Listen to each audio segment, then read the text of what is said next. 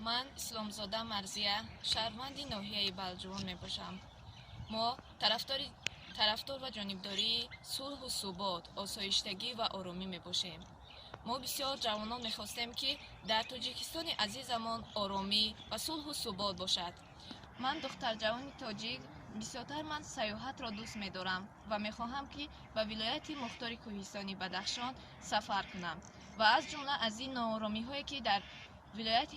مختار کوهستانی بدخشان به عمل آمده است بسیار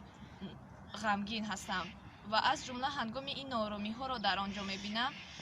عجیب در اندیشه می افتم که چگونه می توانم که به آنجا سفر نمایم و این چنین هوس من و دیگر سیاحانی که در دیگر دولت ها می خواهند که به آنجا سفر نمایند از ناآرامی و ناتنجی که در آنجا به عمل آمده است آنها هم از فکر و اندیشه که به آنجا رفته به آسایشگاه های آنجا رفته نظر کنند از فکر آن برخوردار می گردند و اندیشه های به تاجیکستان به سفر آمدن و به کوهستان های بدخشان نظر کردن را از فکر خود و اندیشه خود می گردانند و این چنین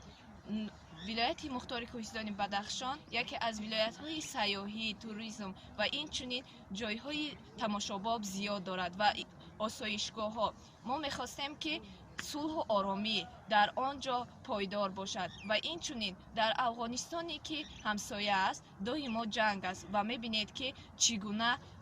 چگونه دولت پراکنده شده است. نگذارید که بدخشان هم به چنین حالت رخ دهد و این چنین ما طرفدار صلح و ثبات باشید و هر چیزی که قانون گفته است طرفدار آن باشید.